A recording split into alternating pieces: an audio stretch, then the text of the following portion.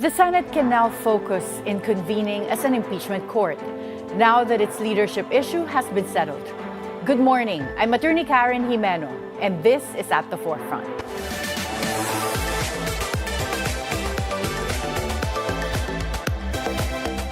The House Prosecution and the defense team of Vice President Sara Duterte have both submitted their respective pre-trial briefs. The pre-trial conference is currently happening at the Senate. The Senate leadership row may now be over, but there is still the issue of the required votes to convict the Vice President. To give us his insights on this, we'll be speaking with former Surigao 2nd District Representative Robert Ace Barbers. Good morning, former Congressman Ace. Good morning, Karen, and good morning to all your televiewers, and thank you for having me. Thank you for your time today, Congressman Ace. Now that the Senate gridlock is over and there's a new Senate president, do you think that the impeachment trial of Vice President Sara Duterte will proceed as planned? Yes, I believe so. No? Wala naman ang makakapagpapigil pa nito. Today nga is the pre-trial conference, no? Where both the defense and the prosecution team will be meeting each other, stipulating facts, showing their evidences, and marking them. So lahat ito pinag-uusapan ngayon sa pre-trial conference. So I don't see anything that would perhaps change the schedule. July 6 is the first day of the trial, which is 19 days from now. And wala na kayo nakikitang rason para ma-delay pa ito? Wala na. No. Well, there might be some, during the trial perhaps, no, there may be some technicalities that will be raised or objections that may require a lot of research and studies again. It may perhaps delay it a little. Pero yun lang yun. Kong Ace, is it true that you were asked to be a consultant for the House Prosecution? House Prosecution team. May narinig kaming ganung balita. Hindi naman. I'm just helping out because I have friends in the prosecution team. I have friends in Congress. Perhaps what they expect of my contribution is that I have been in two major impeachment cases before. No? Were you part of the ERAP? Okay, ERAP. You were in the prosecution po at that time? Yes, and after ERAP, there are several others. You have the former Ombudsman, Mercy Gutierrez. You have Associate Justice of the Supreme Court. Okay. Chief Justice Corona, were you also there? Chief Justice Corona, hindi na ako dyan, but I was also in the back room. Okay. So baka ganun yung parang role nyo this time? Siguro, yeah, I may call it that way. But ako naman, if ever lang naman, if I'm asked, then if there's something I can contribute, yung sa akin is to ensure that there will be a fair trial, of course, at swift, if possible. And syempre, yung lahat sumusunod o tumutugon dun sa probisyon ng ating saligang batas. Sa rules, okay. And you previously held and also led the QuadCom hearings sa House dun sa 19th Congress. Were there any evidence that was discovered during the QuadCom hearings that are now being used dito sa impeachment complaint? There were a lot, no, Karen. In the hearings that the Quad Committee had in the 19th Congress, there were several testimonies that just happened while the resource persons were invited, no? And some of them even presented documentary evidences, and napakarami nun. And when we collated all Related to what po? Like related to drugs, no? At saka yung extrajudicial killings, at saka yung mga fake Chinese that were given Filipino passports and fake national IDs. But are they related to any of the articles of impeachment that are now being used against Vice President Sara? I don't see any relation as we speak, no. But perhaps what is important is is the evidence that came out during the hearing. And this could also happen while the trial is ongoing. So in spite of the evidences and the witnesses that will be decided today in the pre-trial conference, there might be some testimonies that will come out, no? During the hearing in the conduct itself. of the trial. Oo, but yung pinapadagdag nila, House Prosecutor Terry Ridon, they said they plan to use as evidence dozens of guns owned by Vice President Sara and her husband, Manasseh Scarpio, that are worth millions. Can this still be introduced at this stage of the impeachment proceedings? I believe so, Karen. No? Because this is somehow related to the net worth, no? Or the SALN issue that is a part of one of the articles of incorporation, articles of impeachment that was submitted to the impeachment court. So I guess all these things that are related to the computation of the net worth of the respondent, kasama siguro yan. And this can be considered by the impeachment. I'm not a lawyer, but I believe all these things that you should have declared will amount, no, to something of value that will add to your liabilities or to your worth, no, as the SALN actually provides. Yes. And saan natin magdodraw yung line between just going through the trial process and this becoming a fishing expedition to publicly prosecute the Vice President? Well, this pre-trial conference will solve that or allay the fears of the people that ito ay isang fishing expedition because nakalista, nakahanay dyan yung mga ebidensya, yung mga testimonya, at saka yung mga issues that will be resolved that have not been disputed.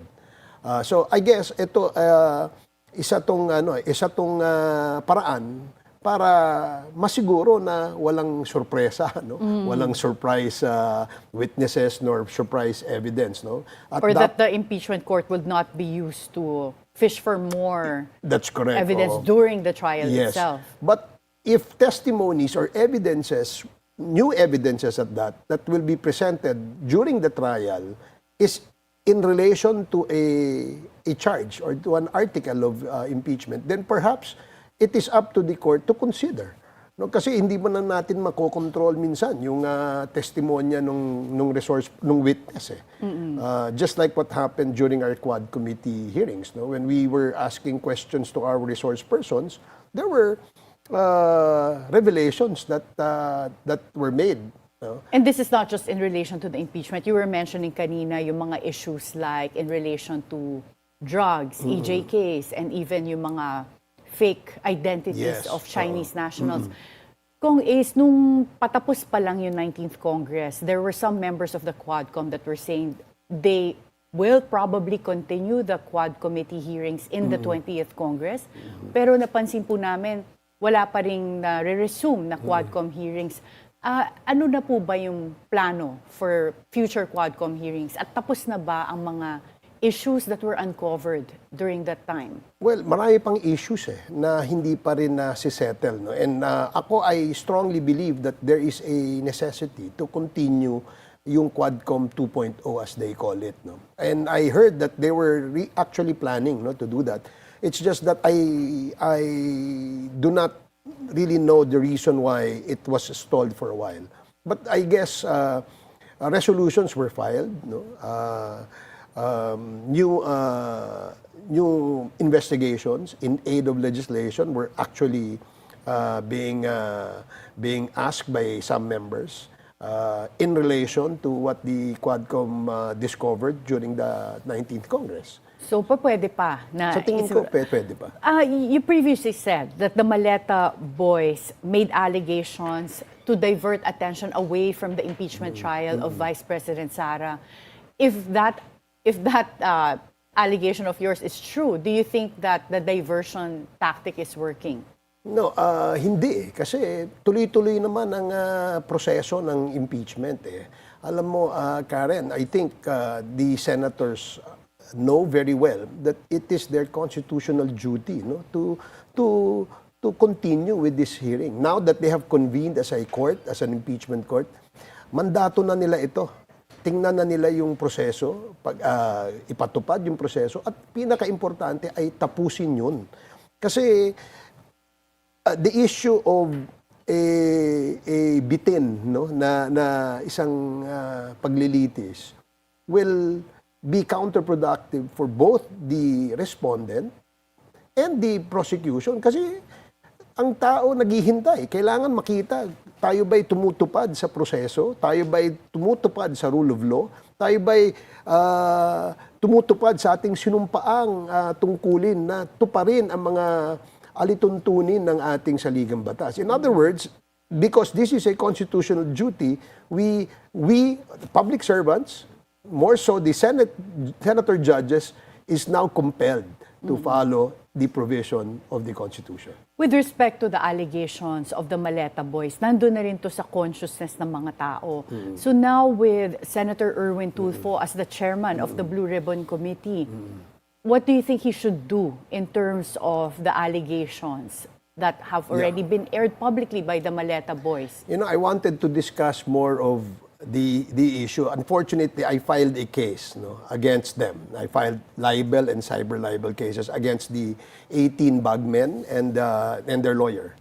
And I believe most of the members of Congress who were in that list, no, also filed the same case. No. But what I can ask Senator Tulfo, heading the Blue Ribbon Committee, is to check and validate the veracity of the story, no, of each of these bagmen, no. So do you think dapat ipatawag pa sila sa Blue Ribbon? I think so, yeah. Kasi hanging yung a lot of those who believe in them na sila ay mga bayani, probably think that yung kanilang allegations are true, no. Hindi naman fair, no, na hindi sila tanungin kung ano yun. Kasi nga, gagaya nga ng, I think there was one lawyer, the Office of the Ombudsman mismo, no, sinasabi niya na you cannot have a joint affidavit relating all the story, how the money and maletas were delivered, pare-parehas kayong 18. Does that mean yung kayong 18 ay magkakasama 24 hours a day? Kayo ba lahat nag-deliver? But that can easily be solved by having them execute individual affidavits. Yes. At up to this time, as we speak, wala pa namang daw mga affidavits that they executed. And the joint affidavit that they submitted to the Office of the Ombudsman were only signed by 4 or 5. So, and there were omissions, there were revisions that, kung babasihan yung una nilang inilabas na press conference sa Green Hills, parang iba yung kanilang tindig doon at sinasabing ito ay may katotohanan. But slowly, as they come out, as often as they are, nakikita ng tao na ito ay medyo may malaking question mark. Congressman Ace, you as the head of the QuadCom before have experienced either inconsistent testimonies or testimonies being recanted. In this case, what do you think would be the value kung merong truth doon sa mga statements ng Maleta Boys pero merong mga nadagdag, merong inconsistencies, meron pa ba tayo makukuhang value in order to find out the truth? But before you answer this question, we'll have to take a short break. At the forefront, we'll be right back.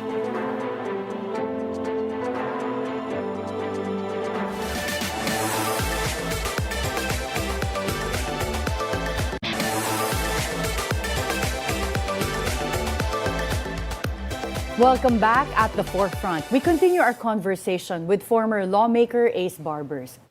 Congressman Ace, you previously headed the QuadCom committee hearings and may mga experience din kayo sometimes of inconsistent testimonies or witnesses recanting what they said.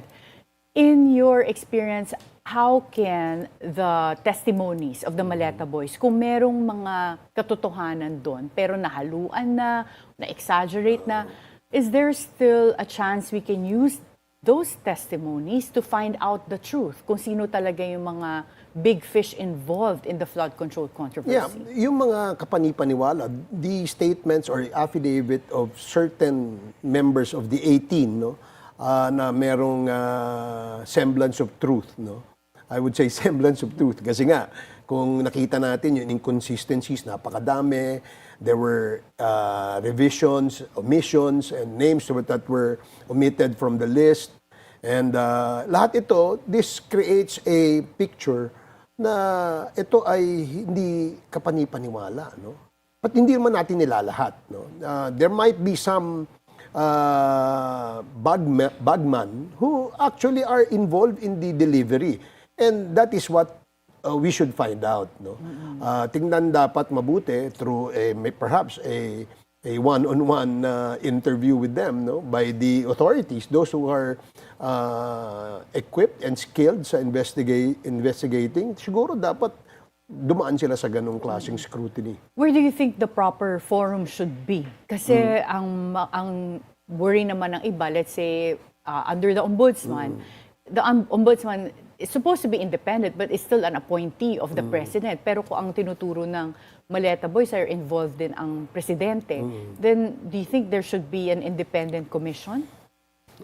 Well, first, we should trust, no, yung ating mga institutions like the Office of the Ombudsman. No? In fairness to the Ombudsman today, he seems to be very serious about this task. And he's not holding back, no, certain statements against anyone, any powerful person, no, in the country today. So let's give him the benefit of the doubt, no? But the office kasi dapat yun ang mandate. So dapat doon natin pabayaan muna. Bigyan natin ng enough time to really investigate this issue. And later on, recommend. Doon natin tingnan kung ano yung recommendation, di ba? Kasi kung kapanipaniwala o believable yung kanilang mga statements, then siguro the best would be go straight to the DOJ, file the case against those people that they named. Up to this time, doon sila dumaan sa ombudsman. Babalik po tayo sa impeachment. The House already revealed yung mga private prosecutors at marami ring private prosecutor lawyers that will be involved in the impeachment trial of Vice President Sara. Why is there a need na mag-hire ng maraming private prosecutors when you already have a lot of prosecutors from the House of Representatives? Okay. Unang-una, the rules does not prohibit that, no? Of course, most of the lawyer members of Congress that belong now to the prosecution team has probably not brushed up on their litigation skills. Oo, no? matagal na hindi nag-a-appear sa court. Kasi matagal na silang hindi nag-a-appear sa court. So they needed a refresher. No? But magagaling naman sila lahat. So I guess, kailangan lang talaga ng katandem o kapartner o someone that will assist them, no? Especially those that are highly skilled and highly experienced dun sa litigation. The reason naman kaya ganun karami yung ating private prosecutors is because there were a lot of lawyers who volunteered. Volunteer to. So lahat ng private prosecutors po, wala yung bayad? Wala. Pro bono lahat yan. Lahat yan ay nag-commit that they want to help. In fact, meron pang mga parating na mga na mga ibang mga lawyers din that wanted really to help in the prosecution. So if you were to advise the prosecution team, what do you think should be the most important evidence or article of impeachment that they should concentrate on? Yung 4 na articles of impeachment, pinag-aralan at pinaghandaan na yan ng ating prosecution team. There are evidences that they will present before the impeachment court that unfortunately I cannot discuss. No? But I guess, no, if this evidence comes out, then there will be a lot of work to be done by the defense. Yun lang ang, as far as I can say. Medyo mabigat ang ebidensya, malinaw ang ebidensya, at ito ay sang-ayon sa ating batas. Naku, but exciting na tong... Yeah, very exciting. It's going to be an exciting trial, Yeah, I believe so, yeah. Meron pong designation, so far ang report is that si Senator Cheese Escudero would be designated as the presiding officer of the impeachment trial. What's your take on that? Well, I'm for it, no. In fact, because Senator Escudero is a lawyer, and in the 19th Congress, he was the Senate President that actually presided over the impeachment, no, that was remanded back to the House, no. So merong experience. At kasama, kagaya ko, marami din kami nadaanang experience sa impeachment. So, a lawyer has a distinct advantage in handling the trial in this impeachment court. So, I believe Cheese would be able to do justice dyan sa position na yan. Meanwhile, Senate President Sherwin Gatchalian would be supervising everything in the Senate, no, as the new Senate President. Yeah. His brother, Rex Gatchalian, serves in the cabinet of President Bongbong Marcos as DSWD Secretary. Do you think that would affect Senate President Sherwin's independence from the administration? I don't think so. I think parehas naman magagaling yung mga yan. No? They have their own minds and they have their own set of intelligence, so to speak. And in this case, where a very important challenge to his career is right before him, I don't think he's someone that will be influenced. I think he will stand up and be independent on the issue and decide based on what he believes is right and just. That's good to hear. Thank you again, former Congressman Ace Barbers, and we appreciate your insights. Thank you rin, Karen, for having me again. The legal teams have filed their pre-trial briefs. The Senate leadership issue has been resolved. And the impeachment court is now moving closer to the main event. As the trial takes shape, we can expect both sides to intensify their efforts to win not only the case, but also the court of public opinion. Be informed, be insightful of the news. I'm Attorney Karen Jimeno. Always stay at the forefront.